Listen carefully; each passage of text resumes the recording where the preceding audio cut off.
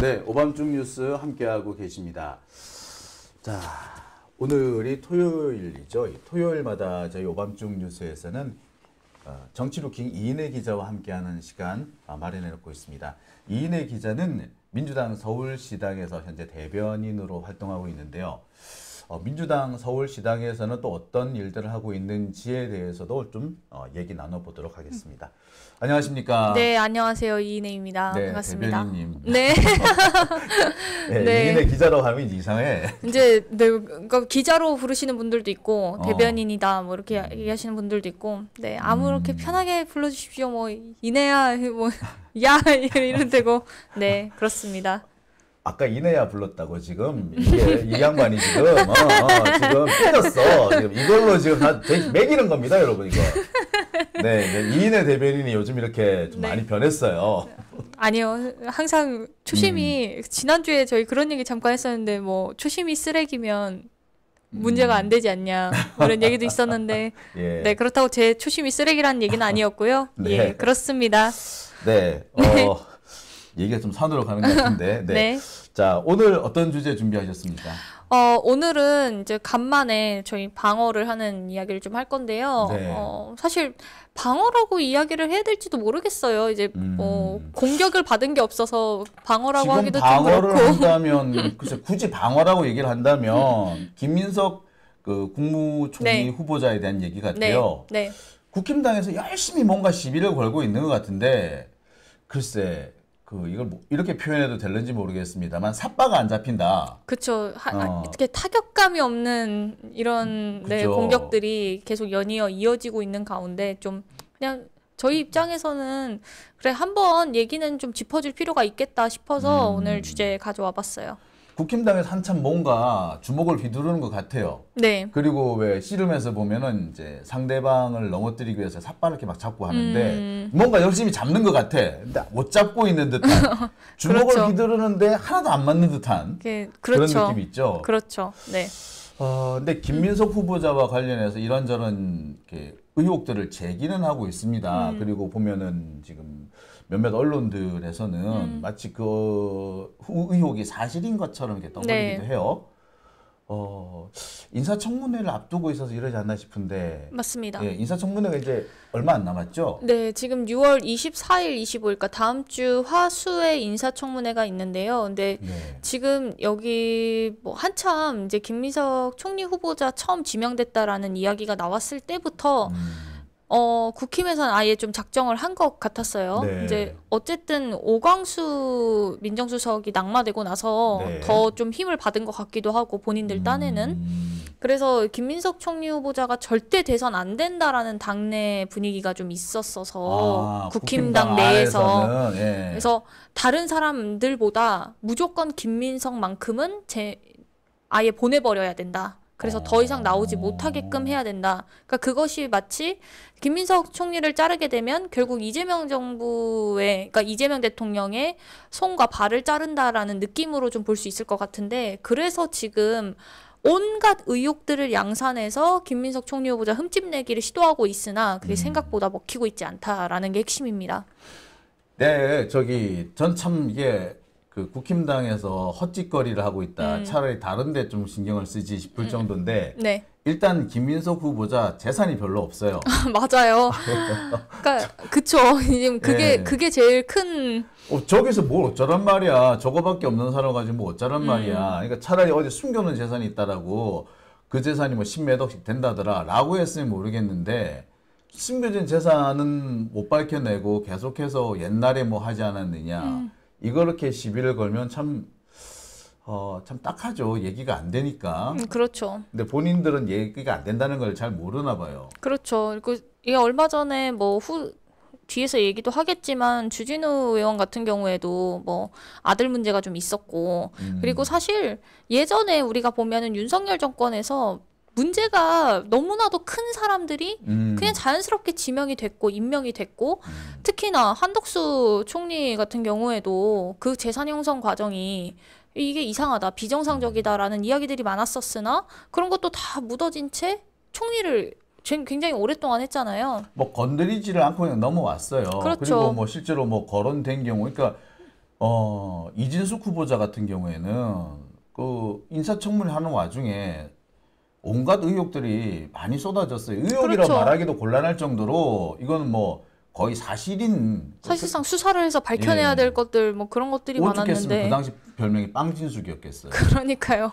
그러니까 빵진숙의 법인카드 수사 뭐 이런 것들 이제 그거는 정말 법적으로 문제가 되는 것들이 있었으나 지금 김민석 총리 후보자는 말씀하신 것처럼 재산 형성 과정에서 뭐 크게 문제가 됐다 그런 것도 없고 재산도 재산이 없고 있어야지. 그러니까 형성 과정 재산이 얘기를 하지. 2억인데 아니 그래도 국회의원을 오래 하셨던 분인데 음. 어떻게 재산이 2억밖에 안 되냐 이런 것도 있는 거고 그리고 지금 실제로 나오는 여러 의혹들에 대해서 김민석 총리 후보자께서 계속 페이스북에 해명 글을 올리고 있단 말이에요. 근데 그 해명 글을 읽어봤을 때에 뭐 읽어보신 분들은 다 아시겠지만 납득이 돼요. 이게 어떤 정황에서 기승전결이 이제 워낙 글과 말을 잘 하시니까 기승전결이 완벽하고 그 안에서 소상이 밝혀지는 것들이 있기 때문에 오히려 이게 국힘의 흠집내기가 시작되고 있구나라고 인지할 수밖에 없다라는 거죠. 네. 사실은 뭐 이거 지금까지 과정을 보면 오히려 그 시비를 걸고 있는 주진우 의원이 오히려 더 털리는 듯한 그래서 그러니까 오히려 더 털어야 돼요. 지금 보니까 거기가 재산이 너무 70억이라며. 그러니까요. 깜짝 놀랐어요. 아니 검사 출신이 그렇게 70억이나 받을 수 있는 거예요? 아니 그 검사 월급이 그렇게 많지 않아요. 저 뭐 제 주변에도 뭐 아는 사람이 검사이기도 한데 그래서 그 친구 같은 경우는 아파트 전세 얻으려고 대출 냈다고 대한민국 검사도 사는 게 이래 막 이랬던 친구거든요. 지금도 그렇게 살고 있고 근데 재산이 70억? 야 이거는 그냥 나오기 힘들어요. 그러니까요. 이거, 아니 그렇다고 해서 부모님들이 뭐 엄청난 사업을 하셨느냐 그것도 아니야. 부모가 뭐 공안검사 출신이더라고요. 네, 그러니까요. 네. 그러니까 이거는 뭐 다른 비리가 있는 게 아니면은 뭐 부모가 됐든 자식이 됐든 재산 형성이 안 되는 걸로 보이는데. 그리고 아들 이름으로 어떻게 예금이. 아이고 김민석 후보자 총재산보다 아들 재산이 훨씬 아니, 많더만. 그러니까요. 김민석 아들 재산이 훨씬 많더만. 그러니까 이런 말도 안 되는 근데 어디다 일들이 대고 김민석 총리를 걸고 넘어지는지 모르겠는데 네. 사실 여러 의혹들이 있으나 제가 그 의혹들을 다 가져오는 거는 오히려 좀 필요할 것 같고요. 그냥 핵심적으로 볼 정치자금법에 대해서 좀 봐야 될 것 같습니다. 네. 근데 이 정치자금법 사건 같은 경우에 1차, 2차 뭐 이렇게 있는데 이 사건이 사실상 그 이제 2억을 받았다. 근데 영수증 그렇죠. 처리가 안 됐다. 이제 그게 핵심인 건데 이게 원래 좀 그 어떤 상황 설명을 위해서 한나라당 때 이야기를 예. 좀 해주실 필요가 약간 있을 것 같은데. 그러니까 이게 정치자금법 위반이라고 하는데 사실 저는 이게 검찰이 사실 실패한 수사였다고 저는 봤어요. 이게 2004년인가 아마 그랬던 걸로 기억을 하는데 돈을 불법 정치자금을 받았다가 아니라 정치자금은 합법인데 영수증 처리를 안 했다 이거야. 그래서 불법이래. 그렇지, 영수증 처리를 해야죠. 그건 맞는데 그 전까지 영수증 처리 안 했다는 걸로 시비를 건 사례가 없어요. 영수증 처리를 안 했다는 이유로 시비가 털린 첫 사례가 김민석이었던 거야. 그러니까요. 이게 상황이 어떻게 된 거였냐면은 당시 중앙당에서 이제 한참 서울시장 선거를 앞두고 있었을 때 중앙당에서 김민석 후보한테 이게 좀 필요할 것 같다. 그래서 SK에 따로 이제 그 당시에는 뭐 기업에다가 뭔가를 요청을 하는 경우가 있었으니까 그런 관례들이 있었어서 SK에 요청을 했고 SK에서도 줬고 네. 그렇게 해서 2억을 받았는데 이제 다만 그 과정에서 뭐 영수증을 어떻게 증빙 처리를 어떻게 했는지 뭐 그런 건 이제 잘 확인이 되지 않은 상태에서 넘어갔는데 나중에 이 사건이 이제 벌어지고 나서 김민석 그 당시 서울시장 후보한테 검사가 전화가 왔다는 거예요. SK에서 돈 받았죠? 예, 뭐 2억 받은 거 있는데 근데 이제 알고 보니까 그게 이제 나름 그 검사가 SK도 압박하고 압박도 하고 뭐 이제 압박하면서 이제 어떤 원하는 답변들을 얻어냈겠죠. 그렇게 하면서 영수증을 그때 이제 걸고 넘어지면서 이게 정치자금법 위반이 됐다라는 식으로 이제 몰아가게 된 건데 결국에는 김민석 후보가 이야기하는 것처럼 이게 정치검찰이 애초에 이 노무현 그 당시 정부와 민주당 그리고 김민석 후보까지 걸고 넘어지면서 이 여기를 위한 표적 수사였다라는 것들이 이제 드러나게 된 거죠. 당시 그래요. 이제 그 송길승 씨인가 아마 그랬던 걸로 기억을 하는데 이제 이 사람이 이제 당시만 해도 기업들이 정당에 그 정치 자금을 제공을 했어요. 그래서 공개적으로 제공하면 문제가 없다 이런 거였거든요. 대신에 대가성만 없으면 된다 이런 게 있었어요. 영수증 처리 기업도 신경 안 쓰고 정치인도 신경 안 썼어요. 사실은. 그 당시 관례가 그렇다는 관행이 네, 그랬어요. 네. 이게 물론 영수증 처리는 하는 게 맞는데 서로가 별로 신경 안 쓴 거야. 그렇게 따지면 그 당시 한나라당도 했는지 다 봐야 되는 그러니까 거예요. 다 예. 봐야 되는 거잖아요. 근데 이게 또 왜 이렇게 됐느냐? 실은 당시에 검찰이 그 한나라당 대선 자금 수사 이회창 수사를 하고 있었단 말이에요. 근데 이회창 수사에서 뭐 1,100억, 2,100억 이렇게 된단 말이에요. 차떼기 사건이라고 들어보셨을 거예요. 현대에서 그 이회창한테 대선 자금, 정치 자금을 주는데 네. 그 100억인가를 줘요. 근데 현금으로 줍니다. 근데 그때 우리나라에 5만 원권이 없었어요. 만 원권으로 네. 100억을 가야 돼. 현금으로 가야 돼. 수표도 안 돼. 와. 추적을 받기 위해서. 네. 그렇게 해야 되면 어찌냐면은 우리 저기 그 1톤 거기 탑차 있죠. 거기 가득 채워진답니다. 그러니까 우리 지금 우리는 사과 상자로 얘기하는데 사과 상자 하나를 그때는 가득 채우면 2억 한 2천 정도 들어간대요. 빈틈없이 빽빽히 채우면. 근데 약간 이제 조금 이제 여유를 두고 채워 놓으면은 한 뭐 대충 2억 정도 들어간답니다. 근데 2억으로 200억을 만들어 보면은 100억을 만들려면은 상자가 50상자가 있어야 된다는 얘기잖아. 사과 상자. 어디 들어가겠어. 그러면 그런 1톤 트럭 탑차 안에 들어가는 거야. 그래서 이거를 가득 실어 가지고 자, 우리 탑차로 어디 싣고 갑니다. 어디서 만나시죠? 어디서 만나느냐? 양재동 만남의 광장에서 만나는 거야. 오셨습니까? 역시 만남의 광장. 열쇠 가져가시고요. 네. 예. 그냥 몰고 가세요. 이렇게 된 거야. 그렇게 된 거예요. 그래서 찻대기라고. 예, 그게 그때부터 찻대기가 됩니다. 그 당시 뭐 재밌는 일화를 보자면은 현대는 그렇게 찻대기로 돈을 줘요. 그래서 와 역시 자동차 회사다. 삼성은 어떻게 주는 줄 아세요? 무기명 CD 채권으로 줍니다. 그러니까 무기명 CD 채권 같은 경우는 무기명이니까 기록이 안 남아요. 누가 갔는지 모르고 대신에 돈을 낸 사람은 이 돈이 갔는지 안 갔는지 확인이 가능해. 그러니까 소위 말하는 중간 배달 사고가 안 생기는 거죠. 그러면 이제 예를 들어 그 현대 같은 경우에는 찻대기로 그 자금을 줬는데 그 차만 간 줄 알지 그 안에 돈이 얼마나 들었는지 확인 못 하는 거야. 근데 삼성 같은 경우는 확인이 가능한 거예요. 그래서 무기명 CD를 만들어 가지고 책을 한 권을 딱 만들어 주는 거예요. 그래서 책을 딱 전달해 줬대. 보시죠. 예, 그래서 그때 야 삼성과 현대의 차이는 이러하다. 예, 뭐 그런 얘기까지 돌았어요. 아무튼 이회창 수사를 하고 있는데 몇 천억씩 나오는 거예요, 이제. 그러니까 이제 그 당시 한나라당에서 뭐라고 이제 생떼를 쓰느냐면 야, 왜 우리만 하나? 대선 자금은 노무현도 있었을 건데 노무현도 해라 이렇게 된 거야.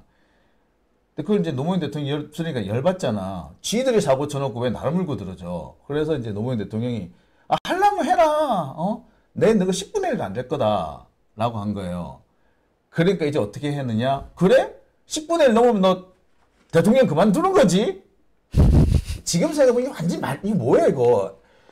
이거 뭐 동네 애기들 뭐 말장난하고 뭐 입씨름하는 그런 거 같지 않습니까? 예, 당시에는 그게 이제 정치였어. 그런데 이제 그때 그 제가 알기로는 그 노무현 대통령 대선 자금 200억 정도 나왔어요. 딱 10분의 1 선이었어. 근데 살짝 넘어갔거든, 10분의 1을. 그러니까 봐라, 10분의 1 넘어갔지 않았냐.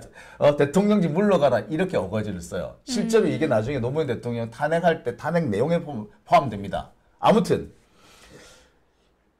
당시 검찰의 그 수사 태도가 이랬습니다. 이회창을 수사하면은 형평성 맞추기 위해서 노무현도 수사한다 이런 거였거든요. 근데 문제는 노무현 대통령이란 말이야. 대통령을 수사했는데 여기도 또 형평성을 맞출 필요가 있었던 거예요. 그래서 노무현 대통령의 반대편쯤에 서 있는 민주당 내부를 턴 거예요. 그게 이제 당시로 김민석 의원이 그때 표적이 된 겁니다. 아시다시피 그 후단협, 예, 그것 때문에 그렇게 된 거였어요. 그러면서 털어도 나오는 게 없는 거야. 그래서 겨우 발견한 게 영수증 처리 안 된 돈이 있네? 였던 거죠.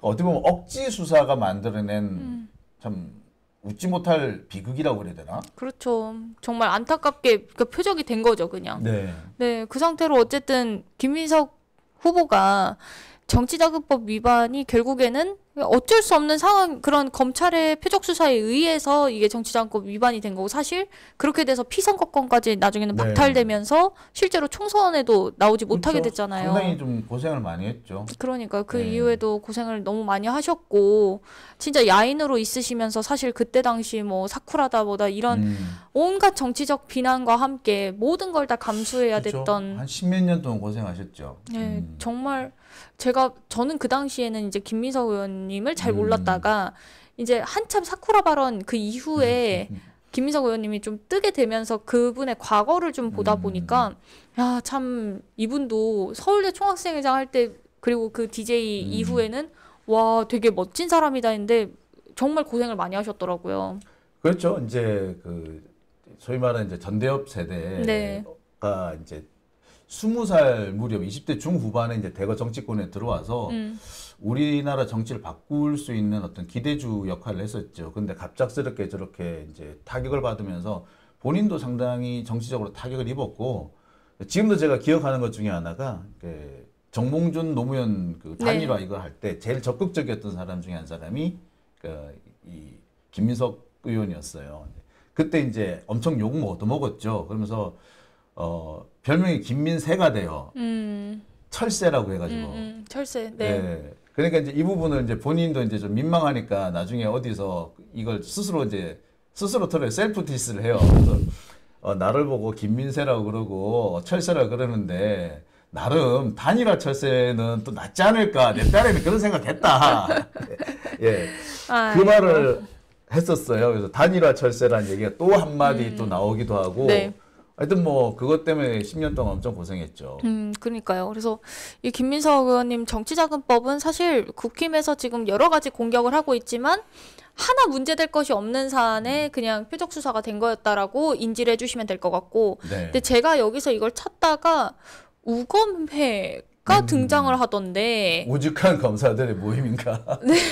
근데 이 우검회 윤석열 뭐 이완규 뭐 그다음에 말씀하신 것처럼 한동훈도 있고, 한동훈도 있고 남기춘 뭐 지금 김수남 뭐 여기 박찬호도 등장해요. 네. 그러니까 지금 뭐 사진을 보시면 아시겠지만 뭐 네, 뭐 많이 등장하더라고요. 예. 근데 이게 우검의 작품이기도 하다라는 얘기가 있던데 예, 이 보면은 부분은 어떻게 봐야 되나요?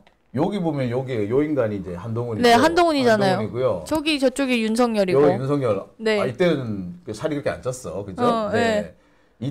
아마 이게 2004년이었을 거예요. 자, 네. 그다음에 이게 안대희였고, 이게 네. 남기춘, 김수남, 네. 여기 이완규가 있고, 여기 아마 이 박찬호인가 아마 그럴 거예요. 그리고 여기 조은석도 있네요.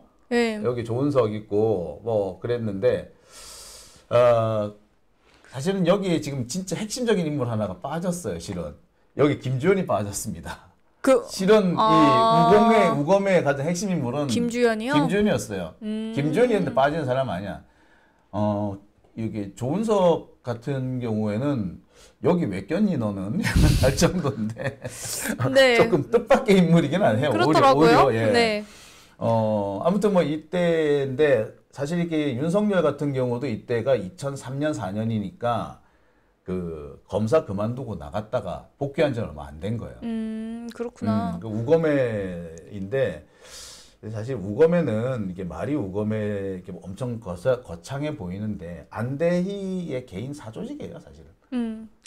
그래서 이 얘기로는 그냥 김민석 의원, 그러니까 SK 수사를 한참 하고 있던 게 그 당시에 이제 대검 중수부였죠. 대검 중수부였고 여기 우검회가 이제 여기에서 핵심적인 역할을 했다고 하는데 그 SK 관련된 수사를 하다 보니까 김민석 이 당시 후보도 문제가 된 거 아니냐라고 이제 연결점을 발견해낸 게 있다더라. 그래서 조금 틀려요. 완전히 틀렸다고 보기는 어려운데 이게 그 당시 대검 중수부에서 수사한 건 대선자금 수사였어요. 이회창 노무현의 대선자금 수사였거든요.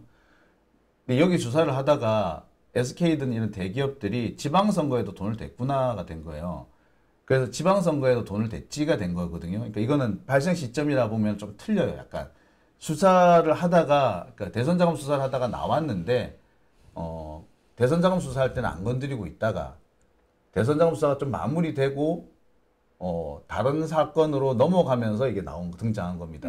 그렇군요. 그러니까 반드시 이 두 사건이 하나로 묶였다고 보기는 어려워요. 그렇다고 뭐 김민석 의원 거를 뭐 아예 이 우검에서 조작해서 만든 거다라고 보기에도 어렵다는 말씀이신 거잖아요. 검사들이 조작한 거 맞죠? 그러니까 검사들이 조작한 건 정치 맞는데 검사들이 여기 사진 보시면 안 되겠지만 진짜 쟁쟁한 정치 검사들 어마어마하게 많지 않습니까? 아니 그러니까요. 예. 근데 어쨌든 우검의 조직에서 이걸 주도적으로 해서 만든 거다라고 보기엔 좀 어렵다는 좀 말씀 어렵죠. 아니에요? 예. 그러니까 사실 어쨌든 검사들이 조작한 건 정치 맞는데 검사들의 조작극이긴 한데 그거를 우검에 조금 그래요. 왜냐 이거는 우검에는 그 검사들의 조직이 아니라 안대희 선거를 위한 개인 조직인 거예요. 그러니까 그렇죠. 예, 안대희가 나중에 이제 대검 중수부장을 마치고 이 양반이 그 대법관으로 갑니다. 네. 대법관을 갔다가 나중에 이제 국회의원으로 나가죠. 근데 이미 이 양반이 대검 중수부장을 할 때 정치적 꿈이 있었어요. 그 지난 옛날에 그 윤석열도 그렇고 한동훈도 그렇고 그 왜 화환 막 들어오잖아요. 화환 쫙 나열해놓고 하잖아. 화환을 쫙 나열해놓던 걸 시초가 누구냐면 사실은 안대희입니다. 안대희가 대검 이거 수사 그 대선자금 수사를 할 때 네. 그 전국 각지에서 온갖 선물과 꽃 이게 막 답지를 하는 거야. 그럼 이 사람이 이걸 그 이 대검 중수부 앞에 쫙 나열을 해요. 그 기자들한테 막 나눠주고 막 그랬었거든요. 이제 그게 시작이거든요. 그러니까 그 당시에 이 사람이 출마를 하려고 준비를 하고 있었는데 그러면은 자기 사람들 좀 모아야 될 거 아니야. 그래서 네트워크를 만들기 위해서 자기 개인의 사조직으로 한 게 우검인 겁니다. 그러니까 여기에 우검에 섞여 있는 사람들이 나중에 당연히 정치 검사들인 거지. 네, 네. 그러니까 이 사람들이 대선 자금 수사도 했겠지 당연히. 그런 거예요. 딱 우검의 첫 작품이다. 요건 조금 과장이긴 합니다. 네, 아무튼. 어쨌든 그러면은 결론적으로는 뭐 관련이 있다라고 있죠. 보기도 근데 있긴 있죠. 있는데 네 뭐 그렇다. 연결시키는 건 조금 과한 거예요. 그러니까 사실 대선 자금하고 대선 자금 수사하고 김민서가 연결시키기도 조금 멋있게 하고 하다가 나온 거긴 해요. 별건이죠 한마디로. 그렇죠. 그래서 네, 얘기 중에 그게 있어서 한번 갖고 와봤고 김민석 의원 정치자금법은 뭐 그렇게 해서 정리하는데 그 다음에도 사실 여기 보시면 아빠 찬스 의혹, 사적 채무 뭐 여러 가지 것들이 있는데 이제 아빠 찬스는 이제 아들분께서 뭘 만들었고 법안을 만들었고 그걸 이제 통과시키도록 뭔가 힘을 썼다라는 건데 뭐 말도 안 되고 말도 안 되죠. 어떻게 말도 안 되고 그리고 그거는 애초에 뭐 그런 이력들이나 이런 것들도 쓰지 말라고 자녀분한테 다 신신당부했고 그러니까 아빠 찬스나 이런 특혜 논란이 불거지지 못하도록 애초에 단속을 좀 다 하셨던 것 같고 그것도 이미 페이스북에 다 해명이 되어 있고요. 그리고 사적 채무 이런 것도 뭐 누가 이제 김민석 의원이 청탁 안 들어주고 뭐 이렇게 빚도 안 갚고 이래서 나 이제 그러고서 그딴 저 선택을 했다 뭐 이런 얘기도 있는데 네 그런 것들은 이제 참 어거지죠. 제가 막 입에 올리는 것도 좀 구차한 사실 그런 거라 아니 하다못해 지금 칭화대 이거 로스쿨 병행하면서 할 수 있냐 그래서 칭화대 출입국 기록까지 지금 다 중국을 그렇죠. 출입국 기록까지 오죽했으면은 그것까지 다 올렸겠어요. 그러니까 지금 왜 아니 재산이 2억밖에 없는데 도대체 어떻게 채무를 다 완납을 할 수 있었으며 뭐 그런 것부터 시작해서 채무를 다 완납했으니까 재산이 2억밖에 없는 거지. 그러니까요. 근데 거기는 좀 이상하게 프레임을 돌려버리니까 그냥 온갖 얘기들로 뭐 이렇게 그러니까 2억 하는데 빚을 갚고 나니까 빚을 재산이 갚고 나니까 2억밖에 안 돈이 남은 없는 거지. 그러니까요. 뭐 근데 그 재산 형성과 그러니까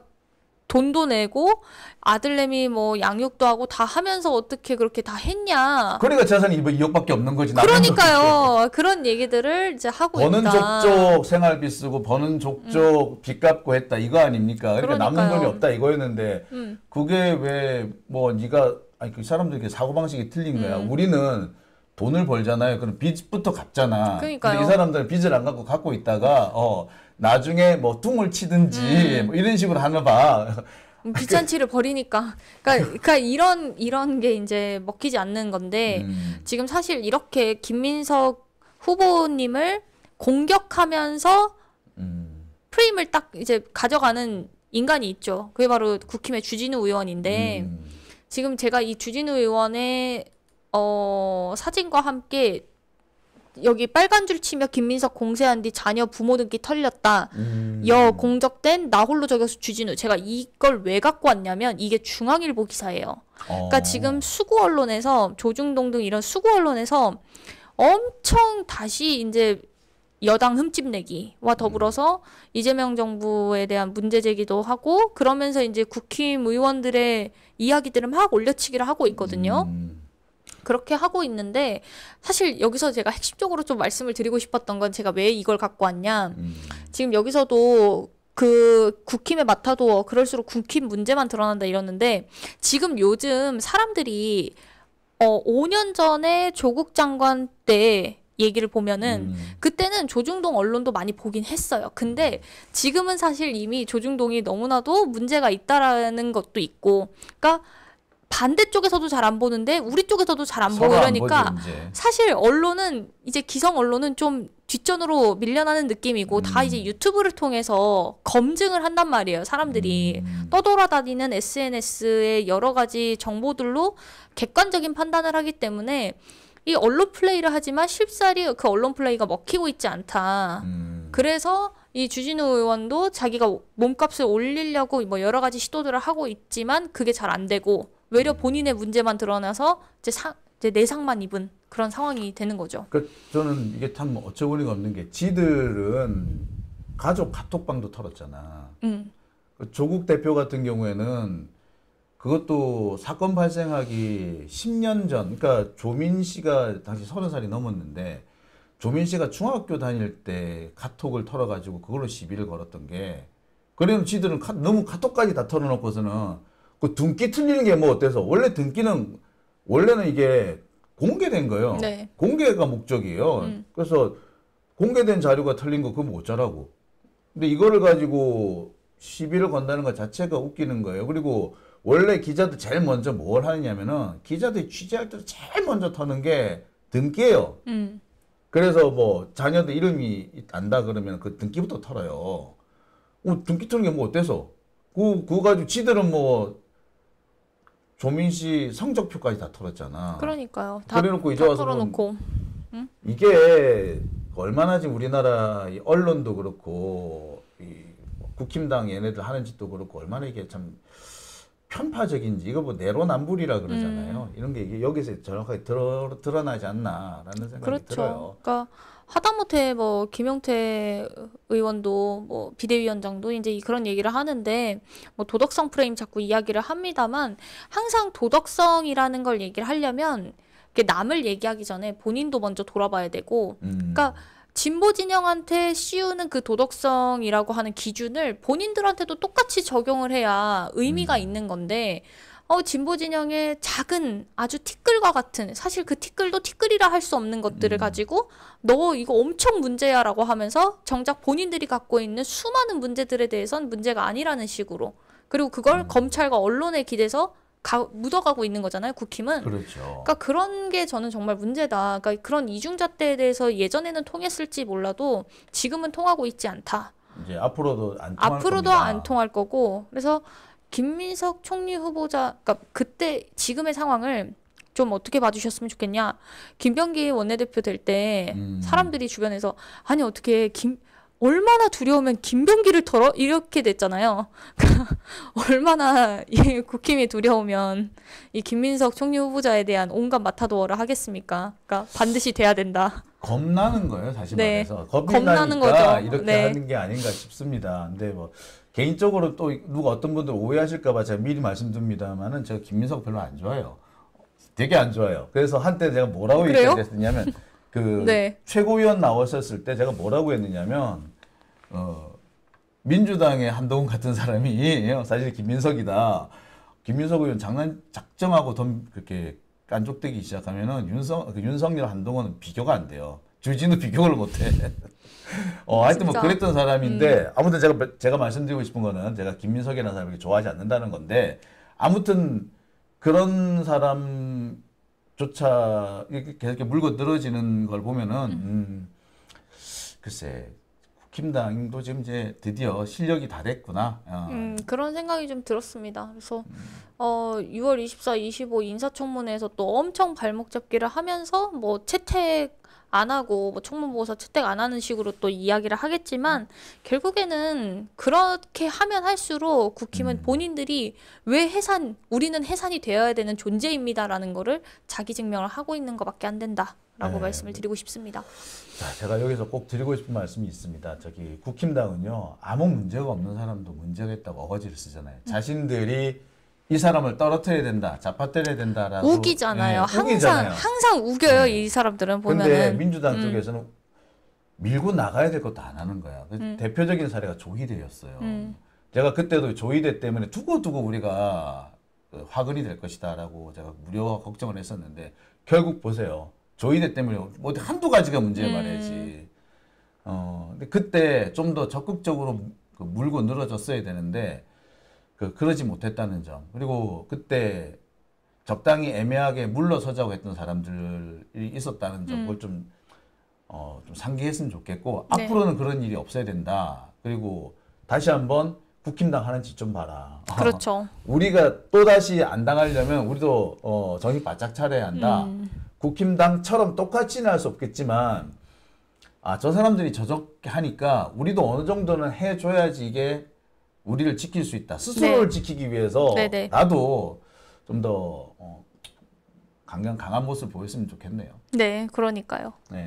하여튼 꼭 뭐 가서 전해주세요. 내가 진짜 민주당에서 이렇게 적당히 애매하게 물러나면 안 되는 거야. 그리고 800원짜리 판사니 이런 사람들 왜 통과시켜줘? 맞아요. 예. 근데 지금 민주당도 아무튼 심기일전하고 계속 지켜보고 있는 단계니까 결코 방심하지 않을 것입니다. 그러니까 많이 좀 지켜봐 주시고 어쨌든 이 김민석 총리 후보자 인사청문회에 대해서는 여러분들이 좀 많은 관심을 가지고 봐주셨으면 좋겠다. 왜냐하면 사실 김민석 후보자님이 뭐 공격받지 않아도 될 거를 받고 있어서 그러니까 무리 없이 될 거다라는 진보 진영의 다들 생각이 그렇게 생각하더라고요. 있기 때문에 사실 느긋해 전부 다. 네, 좀 느긋한 감이 있긴 하지만 그래도 좀 같이 봐주시고 개인적으로는 저희 시당 위원장님이 장경태 위원장님이세요. 네, 장경태 위원장님이 그 SNS에다가 뭘 올리셨냐면 김민석 총리 후보자 책 좀 사주자. 그러니까 이재명 대통령 책 사줬던 것처럼 우리 좀 책을 사서 같이 좀 힘을 실어주자라고 제안을 해주셨는데 김민석 총리 후보자님 글을 읽고 있으면은 전 되게 논리적이고 또 때로는 감성이 와닿는 그런 느낌도 많이 받았어요. 그래서 이재명에 대하여 쓴 책이 있습니다. 그래서 그 책을 많이 좀 사주시고 홍보해 주시면 감사하겠습니다. 네. 참 김민석 후보자가 한때는 참 서울대에서는 거의 신화적인 존재였죠. 그러니까요. 서울대 신화적. 서울대 중학생회 선거를 하는데 김민석이 나타났다 가면 선거판이 뒤집어진다고 할 정도였어요. 졸업하고도 한 상당 기간 동안 내가 김민석이라는 사람을 싫어하게 된 이유가 그거야. 분명히 우리 쪽에서 이기고 있었는데 싫어하게 된 게 그거네요. 김민석이 치고 지나가면 갑자기 방향이 바뀌는 거야. 아씨 졸업한 게 언젠데 왜 자꾸 후배들한테 와가지고 말이야. 후배들 선거판에 와가지고 분위기 바꾸고 가느냐고. 그러니까 어떤 성격이나 혹은 뭐 정치적인 것 때문에 싫어한 게 아니라 잘나서 싫어했다. 말이 또 그렇게 가? 아니에요? 그게 그렇게 하면 안 되지 또. 아유, 기자님도 충분히 멋지십니다. 예. 네. 참 병 주고 약 주고 참.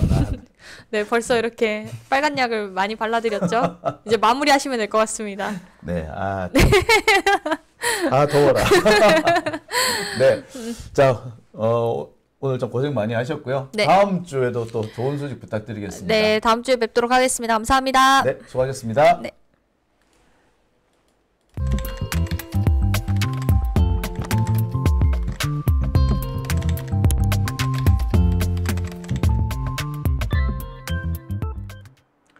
네, 오밤중 뉴스 함께하고 계십니다.